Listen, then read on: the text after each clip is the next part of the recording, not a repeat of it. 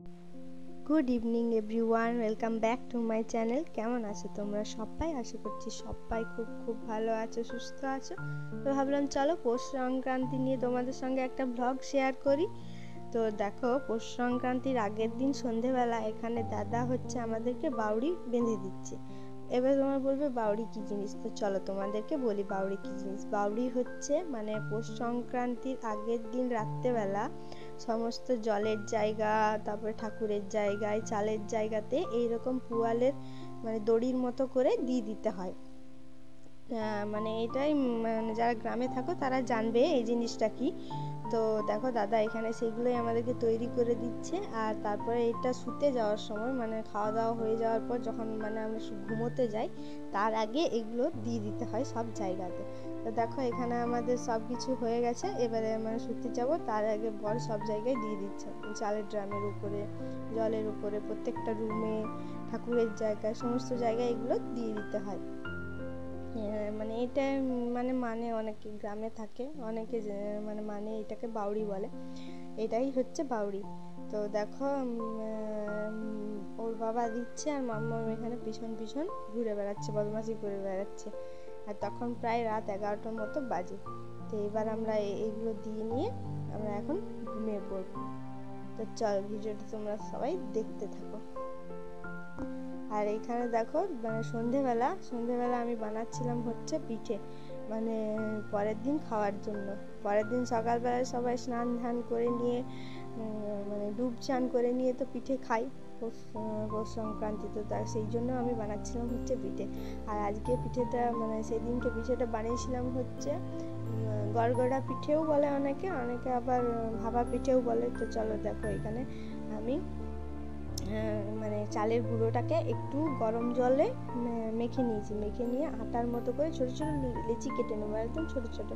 মানে এই পিঠেটা যত ছোটো ছোটো করবে ততই ভালো লাগবে খেতে, আর বেশি মোটা করে দিলে ভালো লাগে না, মানে ভিতরে পুরের যে টেস্টটা সেটা পাওয়া যায় না। আর এখানে পুর নিয়েছি হচ্ছে আমি নারকেলের পুর, এখানে অনেকে কিন্তু খোয়াও নেয়। তো আমি এখানে নারকেলের পুরই নিয়েছি, মানে নারকেলের নাড়ু যেভাবে বানানো হয় সেই পুরটা দিয়েই বানাবো।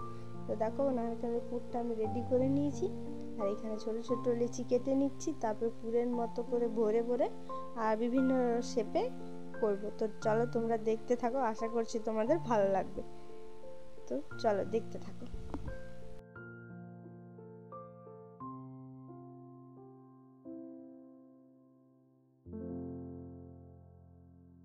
তো দেখো এখানে আমার প্রায় সব পিঠেগুলোই বানানো হয়ে গেছে। সব এবারে আমি এগুলোকে মানে ভাপে বসাবো। তো আগেই হাঁড়িতে আমি জল গরম হতে বসিয়ে দিয়ে এসেছি, আর এখানে সব পিঠেগুলো এরকম একটা ঝুলির মধ্যে নিয়ে নিচ্ছি। দেখো কিছুগুলো দেবো, সবগুলো একসাথে দেবো না, তাহলে ভালো হবে না, আর জলদিও হয়ে যাবে। কিছুগুলো দিলে জলদি হয়ে যাবে, দুবার করলে ভালো হবে। তো চলো ভিডিওটা তোমরা দেখতে থাকো।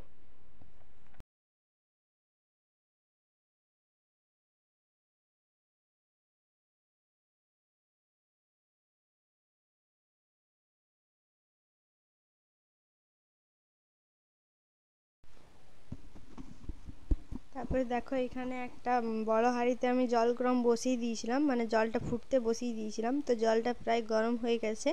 এবারে ওই যে ঝুড়িটার পিঠেগুলো এটার ওপর দিয়ে একটা ভালো মতো চাপা দিয়ে ঢাকা দিয়ে দেবো, যতক্ষণ না ভালো করে পিঠেগুলো সেদ্ধ হয়ে যাচ্ছে। তো চলো ততক্ষণ একটু ওয়েট করতে হবে। তারপর মাঝে মাঝে একটু একটু করে আমি দেখে যাচ্ছিলাম, মানে মনে হচ্ছিল যে হচ্ছে কি না, কি হবে, হবে কি হবে না, এইরকম একটা লাগছিল, না ভেঙে যাবে এরকম মনে হচ্ছিল। তারপরে দেখলাম যে না, হয়েছে, বেশ ভালোই হয়েছিল খেতে, সত্যি কথা বলতে। আমি নিজে করেছি বলে বলছি না, মানে সবাই খেয়েছিল, যারা বলছিল তারা বলছিল যে না ভালোই হয়েছে, সবাই বলতে আর কি, ঘরের 3জনই মানুষ, তো ওরা খেয়েছিল, বলছিল না ভালো হয়েছে খেতে। তারপর দেখো এখানে আরেকবার বসিয়ে দিলাম আমি, আরেকবারও হচ্ছে, আর বারবার করে আমি এইভাবে খুলে খুলে দেখছিলাম, একটু করে ভেঙে দেখছিলাম যে সেদ্ধ হচ্ছে কি না বা ভেঙে যাচ্ছে কি না, ভয় লাগছিল আর কি। তো দেখো বেশ ভালো মতো হয়ে গেছে। এবারে এগুলোকে সব আমি একটা জায়গায় করে রেখে দেবো। এই দেখো দেখছিলাম আমি একটু একটু করে ভেঙে যে হচ্ছে কি না সেদ্ধ ঠিকঠাক। তো দেখো এখানে আমার হয়ে গেল সেদ্ধ। তারপরে এগুলোকে আমি ঢেকে নামিয়ে ঢেকে ভালোভাবে রেখে দেবো। আর দেখো এখানে আমি যে পুরটা বেঁচে গেছিলো ওইটার থেকে আমি কিছুগুলো নারকেলের নাড়ু বানিয়ে নিয়েছি, দেখো এরকম। এইগুলো। আর দেখো পরের দিন মকর সংক্রান্তির দিন সকালবেলা মানে সকাল যখন প্রায় 7টা মতো বাজে, আর দেখো কুয়াশা দেখো, মানে এত ঠান্ডা, মানে স্নান করবে কিভাবে কেউ, এতটা ঠান্ডা। আর দেখছো কুয়াশা কিভাবে, কুয়াশা মানে কিছু দেখাই যাচ্ছে না, আগে সামনের রাস্তা বা কিছুই দেখা যাচ্ছে না, সব ঢেকে গেছে, মানে এতটা পরিমাণে ঠান্ডা। আর তোমাদের ওইখানেও কেমন ঠান্ডা, তোমরা যে যেখান থেকে ভিডিওটা দেখছো অবশ্যই জানাবে যে তোমাদের ওখানে কেমন ঠান্ডা। তো দেখো বর প্রায় তখন 9টা সাড়ে 9টার মতো বাজে, ও ডুব স্নান করে নিয়েছে, আর এখন দেখো ওই বাউরিগুলোকে ছাড়াচ্ছে। আর ছাড়ানোর সময় কি বলতে হয় জানো, এখানে আমি একটা জিনিসের জন্য মিউট করে দিয়েছি, মানে অডিওটা, তো আমি মুখেই বলে দিচ্ছি, মানে বলতে হয় মকরের জল আনলাম আমি, ঘরে বসে স্নান করো তুমি, এরকম বলে বলে আর কি বাড়িগুলোকে ছাড়াচ্ছে ও, মানে বলছিল। তো আমি একবার বললাম জোরে জোরে বলো, তখন হাসলো, কিন্তু আমি কিছু কারণের জন্য মিউট করে দিয়েছি, তো আমি নিজেই মুখে বলে দিলাম। ওইটাই বারবার ও বলছিল যে মকরের জল আনলাম আমি, ঘরে বসে স্নান করো তুমি, এরকম বলে বলেই মানে আর কি বাড়িগুলোকে নিয়ে এক জায়গায় রেখে আবার ওইগুলোকে পুকুরে দিয়ে আসতে হয়। তো এটাই হচ্ছে আমাদের এখানের মকর সংক্রান্তির নিয়ম। তো তোমাদের ভিডিওটা কেমন লাগলো অবশ্যই কমেন্ট করে জানাবে, আর তোমাদের ওইখানে কেমন ঠান্ডা সেটাও কমেন্ট করে জানাবে, কে কোনখান থেকে ভিডিওটা দেখছো অবশ্যই একটা ছোট্ট করে কমেন্ট করে দিয়ে যাবে, তাহলে কি সত্যি বলতে মানে ভিডিও বানানোর উৎসাহটা একটু বাড়বে, মনে হবে যে না সত্যি বানাচ্ছি, সবাই দেখছে, এটাই ভালো লাগবে। তো চলো, এবারে আমাদের যে আগের দিনের পিঠেগুলো আছে ওইগুলোকে এখন মানে ভেজে খাওয়া হবে। তো এখানে দেখো মানে খাসির মাংসের চর্বি দিয়ে ভাজা হয়, এটা কিন্তু দারুণ লাগে খেতে, মানে যারা খাও তারা জানবে যে কতটা ভালো লাগে খেতে। তো এখানে সকাল সকাল নিয়ে এসেছিলো বর মাংস, তো সেই চর্বি দিয়ে এখন পিঠেটা ভাজা করব, আর খেতে দুর্দান্ত লাগে, যারা খেয়েছে তারা জানবে।